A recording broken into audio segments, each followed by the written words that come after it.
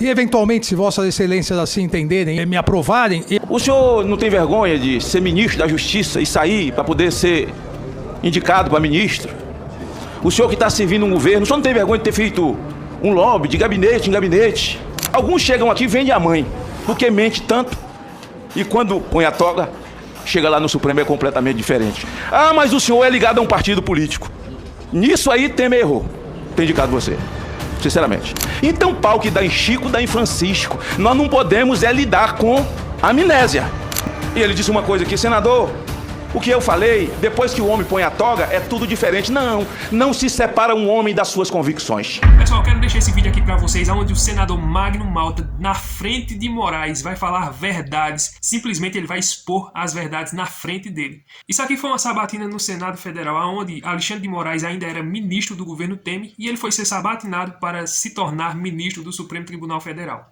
E aqui o Magno Malta não economizou palavras, detonou. Aqui, de fato, ele desceu a lenha sem medo e sem dó. Eu vou deixar esse vídeo aqui para vocês acompanhar e vocês vão ver, vai valer a pena. E tudo aquilo que o Magno Malta falou nesse dia da sabatina está acontecendo hoje. Aquilo que Alexandre de Moraes defendeu lá na sabatina, que ia defender a Constituição, hoje você está vendo aí o que ele está defendendo. Então eu vou deixar esse vídeo aqui para vocês, não vou ficar falando muito. Se você está aqui no canal e ainda não está inscrito, inscreva-se, deixe seu like, curte, comente, se inscreva e vamos para o conteúdo. Senhor presidente, senhores senadores, doutor Alexandre, senhor presidente, a priori, eu quero me dirigir à nação que assiste a TV Senado, assiste nas outras televisões que estão transmitindo tudo isso. Mais do que muita coisa contundente e palpável, o que eu ouvi aqui foi um show de amnésia. E em alguns momentos um show de hipocrisia mal montado e mal contado. O senhor não tem vergonha de ser ministro da Justiça e sair para poder ser indicado para ministro? O senhor que está servindo um governo, o senhor não tem vergonha de ter feito um lobby de gabinete em gabinete? É hipocrisia demais. Eu vou fazer 16 anos que estou aqui. E todos os ministros que aqui foram indicados foram no meu gabinete. E alguns acompanhados pelos seus respectivos senadores. E muitos estão sentados aqui. Se isso é lobby, o indivíduo foi lá levar o seu currículo, que é o que menos interessa. Porque o indivíduo, quando chega na condição de ser indicado por um tribunal superior, é porque currículo ele tem. Eu quero saber o posicionamento do indivíduo. Eu quero que ele fale, que ele faça reverberar para a sociedade as suas crenças. Para que nós possamos saber quem está indo para o Supremo Tribunal Federal. Alguns chegam aqui e vendem a mãe, porque mente tanto. E quando põe a toga, chega lá no Supremo é completamente diferente. Ah, mas o senhor é ligado a um partido político. Nisso aí Temer errou. Tem indicado você, sinceramente. Ele poderia ter aprendido com Lula. Lula indicou um rapaz que ninguém sabia quem era. O PT não conhecia. Jovem, nem o Brasil. Eles não sabiam, ele indicou assim, para mostrar que ele não é igual aos outros. Indicou um rapaz chamado Toffoli, você conhece? Veja que ele cita o nome do Dias Toffoli. É claro que ele está falando com ironia, né? Porque Dias Toffoli foi uma das pessoas que mais trabalhou para o Lula e para o PT. Ele não era do PT. Ele não tinha ficha assinada no PT. Ele não trabalhou na liderança do PT na Câmara. Ele não foi advogado do PT. Ele não foi da AGU. Ah, brincadeira tem hora. A gente fica perdendo tempo com hipocrisia. Eu quero relembrar a nação exatamente porque é uma amnésia coletiva. Ora, chegaram muitas denúncias contra o senhor. Manifestações contra o senhor. Só no meu gabinete eu posso mostrar 2 caixas de manifestação contra Fachin. E também o ministro Fachin, é lógico, ele é um militante petista. Isso aí não é novidade para ninguém, não. Aliás, a maioria daqueles togados que estão ali dentro do Supremo Tribunal Federal são tudo militantes do PT. Isso é uma grande verdade. Os providas do Brasil, aliás, relembro a nação, que essa é a maior nação católica do mundo. Nós somos um país cristão, de católicos, de evangélicos, de espíritas e que amam a vida. São os providas do Brasil e que se levantaram. E quero dizer uma coisa, o senhor não está indo para o Senado, uma outra pergunta que lhe fizeram, aliás, para o Supremo, para poder blindar os seus amigos? Advirto que quando Fachin foi indicado, e contundentemente um farto material de defesa do PT e um vídeo dele fazendo um discurso maravilhoso defendendo o PT e as suas teses e arrebanhando advogados, já tinha lava-jato quando ele foi indicado. Ele foi indicado, foi para proteger os seus amigos? Eu vi um negócio aqui, olha, elege-se um julgador ou um blindador? Mandaram o Fachin para cá para quê? É uma resposta que eu não posso dar. Porque já tinha lava-jato naquela época, não é? Então pau que dá em Chico, dá em Francisco. Nós não podemos lidar com amnésia. Não podemos lidar com amnésia. Aqui a minha amiga, senadora Gleice, não vai pedir artigo 14 não.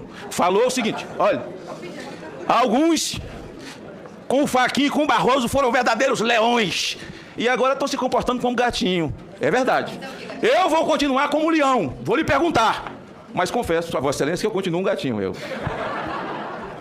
Olha, é verdade que alguns foram leões mesmo, contra Fachin e Barroso. Aliás, com Barroso eu votei aberto, porque disseram que tinha um processo contra o senhor também, mas o senhor sabe que seu futuro pretenso colega Barroso, antes de ser sabatinado e antes de ir para plenário, ele tinha processo no STJ na Maria da Penha, de ter batido em mulher.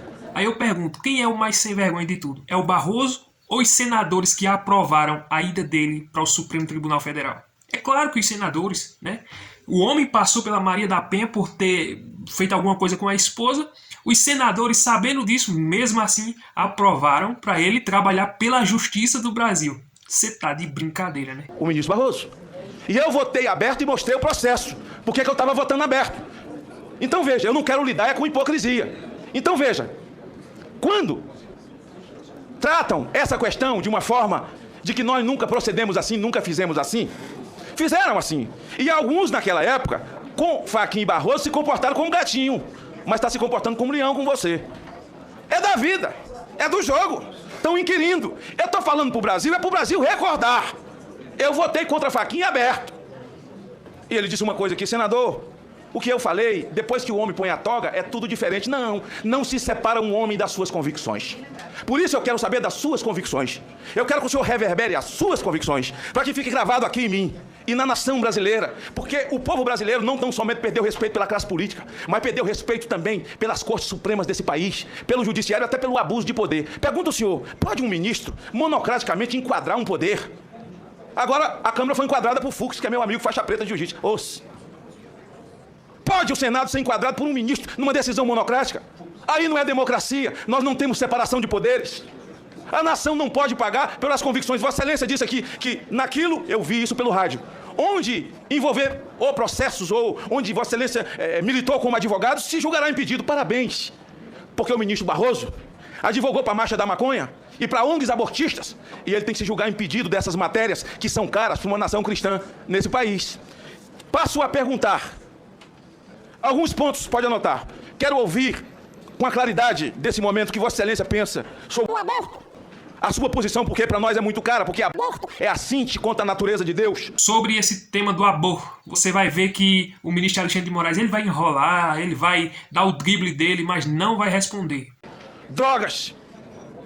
Se esse não é o momento de nós discutirmos ou rediscutirmos o nosso modelo de segurança nacional, porque o nosso modelo hoje de segurança nacional, constitucionalmente, não cabe no que nós estamos vivendo, e o que nós estamos vivendo, necessário se faz que as Forças Armadas se façam presentes. Vamos rediscutir esse tema. Pergunto a Vossa Senhoria. O CNJ foi criado por essa casa. O CNJ é como um tribunal para julgar causas éticas, comportamento éticos ou não éticos de magistrados, como o Conselho do Ministério Público, julgar comportamento éticos e não éticos. Mas parece que o CNJ tomou outro rumo, porque o ex-ministro Joaquim Barbosa, que também foi indicado pelo PT, Joaquim Barbosa, ao chegar na presidência, e certamente se aprovado for com a idade que tem, será presidente do Supremo pelo menos umas 2 vezes, vai dar umas 2 voltas com a idade que tem, vai ficar lá uns 26 anos. Será presidente do CNJ. Joaquim Barbosa determinou aos cartórios que fizesse casamento homossexual. Ora, cada qual segue seu caminho, mas o CNJ é o Legislativo, é o Senado, é a Câmara, está usurpando de um papel que não é seu. Aliás, o Supremo Tribunal Federal tem feito ingerência nos poderes e causado na população brasileira esse repúdio tanto ao Judiciário, esse desrespeito nas redes sociais, quanto na classe política. Pergunto a Vossa Senhoria, ainda, senhor presidente, já encerro aqui nas minhas perguntas, qual a sua posição sobre o infanticídio? Nós temos hoje entre 30 e 40 tribos que ainda praticam o infanticídio e com a defesa daqueles que defendem direitos humanos como se os humanos não tivessem direito. Sua posição sobre isso e a sua posição pelo fato de uma turma do STF ter decidido, dado uma liminar para que o preso receba por ofensa moral, porque o cárcere onde ele estava muito cheio, cada um R$2.000. Imagine se a moda pega. E nós vamos agora indenizar quem anda em ônibus cheio, porque não tinha que andar com um trem cheio, quem fica numa fila quando devia ter se atendido prioritariamente. Essa posição da Suprema Corte, senador, o ministro Alexandre. Agora, já pensou num negócio desse? Indenizar os presos só porque a cadeia está lotada. Oxi, ele que fez o erro dele, que se vire pra lá, se tiver lotado ou não, se tiver um dormindo em cima do outro ou não, o problema é dele. Mas do jeito que as coisas estão hoje, eu não duvido nada que os presos sejam indenizados por causa da grande massa de preso que está dentro das cadeias. Nossa, coitado dos presidiários, né? Gostaria que você comentasse e encerre, senhor presidente, dizendo o seguinte: quando o senhor disse, e foi citado aqui não sei por quem, que os manifestantes são baderneiros, não errou não, são baderneiros mesmo. É homem travestido de criança com 17 anos, que não confunde escopeta com chupeta. Quero saber a sua posição sobre redução da maioridade penal numa sociedade. No meu estado, de cada 10 crimes que aconteceu agora, com a greve da polícia, 7 tem um homem travestido de criança com a escopeta na mão e sendo defendido por aqueles que defendem direitos humanos, como se os humanos não tivessem direito. Por isso eu gostaria que Vossa Senhoria fizesse reverberar a sua posição, para que uma nação cristã conheça a sua posição e o povo volte a acreditar. E Lava Jato, encerro, é um patrimônio do povo brasileiro. Gostaria que o senhor descrevesse sobre a sua posição ao chegar ali, a sua posição de independência, de julgar nos autos, porque há muito lhe foi perguntado se lá vai para defender os seus amigos. E se acredita de fato, porque se a Lava Jato erra tanto, nunca reformaram uma vírgula do Moro. Por isso, pergunto qual será lá a sua postura e a sua posição. Com relação às críticas, fiquem em paz, porque todos visitaram todo mundo, todos o beijaram na mão e depois viraram os deuses do Olimpo. Encerro lhe perguntando, virando ministro, quando um cidadão comum, um senadorzinho desse aqui igual eu, semi-analfabeto, e um deputadozinho ou um vereador, lhe pediu audiência, o senhor vai receber no seu gabinete ou vai receber em pé naquele salão, no meio de um monte de gente, como se Deus você fosse? Senador, em relação à questão do aborto, eu vou pedir escusas a Vossa Excelência, em virtude, e já disse aqui anteriormente, de estar para ser pautada a ADI 5581, que foi ajuizada pela Associação Nacional dos Defensores Públicos, em relação à interpretação da possibilidade de novas hipóteses do aborto. E, eventualmente, se Vossas Excelências assim entenderem e me aprovarem, eu, se me adiantar, ficarei com dificuldade de participar do julgamento. Da mesma forma, em relação à questão das drogas, que inclusive a descriminalização ou não estava com vista no gabinete do ministro Teori. E da mesma forma, se aprovado for, estará com vista no gabinete que eu irei suceder. Faço um rápido comentário que fiz aqui em questão semelhante, no tocante a, independentemente da questão ideológica e de mérito, que não entrarei nesse momento, nós temos que focar como grande, eu diria, objetivo em relação às drogas, o traficante. O grande traficante é aquele que faz da sua vida essa violência em relação às drogas. Doutor Alexandre, eu lhe perguntei a respeito do infanticídio, né? E perguntei sobre o nosso conceito de segurança nacional e perguntei como é que o senhor ia receber o cidadão depois que virasse ministro. Mas eu discordo, me permita discordar de você, de não querer responder, verbalizar. Até porque só no amor você já escreveu. Você já escreveu sobre isso. Eu discordo porque eu acho o seguinte, nessa crise que o país vive, crise de autoridade, o país vive uma crise de autoridade, de respeitabilidade, urgentemente necessário se faz que a nação volte a acreditar no judiciário. Num momento como esse, penso que é confortador para a sociedade vê-lo verbalizar a sua posição com relação ao aborto. Eu não falei do traficante, eu acredito nisso, até porque eu tenho 36 anos da minha vida tirando drogado da rua. É uma matéria que eu conheço num país de fronteiras abertas. Eu estou dizendo de legalização. Até porque quem está por trás disso são o senhor Jorge Soros. E que tem tentáculos dentro dos poderes para poder legalizar a maconha. A minha pergunta foi com relação à legalização. Então eu gostaria de ouvi-lo sobre isso e dizer, olha, quanto mais você verbalizar, você não se coloca impedido numa questão como essa, muito pelo contrário. Está indo para o Supremo Tribunal Federal alguém que se mostrou aqui como é. Eu disse que alguns sentaram aí e que se perguntasse se ele vendia amanhã, ele dizia que sim, para poder ser aprovado. Que mentiram e chegaram lá e tiveram outro comportamento. A minha colocação aqui é no sentido, doutor Alexandre, de que o senhor verbalize a sua posição. Com relação ao que eu coloquei de decisão dos seus pares, como essa decisão que o Aloysio citou, do Fux, mandando dar aumento para todo mundo com uma liminar, num país destruído economicamente, eu sei, quando a senadora Gleice disse que alguns fizeram aqui, estão tudo se comportando de gatinho, e uns fizeram discurso ofensivo e pessoal, eu sei que outros também fizeram discurso com título, né? Discurso com título é aquele tipo, lembra-te de mim, né? Esse eu não farei. Até porque o povo do Espírito Santo me mandou aqui desmamado, porque se eu chegar aqui e ficar com medo de um ministro do Tribunal Superior, eu tenho que morrer. Então, eu gostaria muito de insistir, até porque sobre a já escreveu, saber sobre a sua posição de legalização de maconha e pergunto com isso.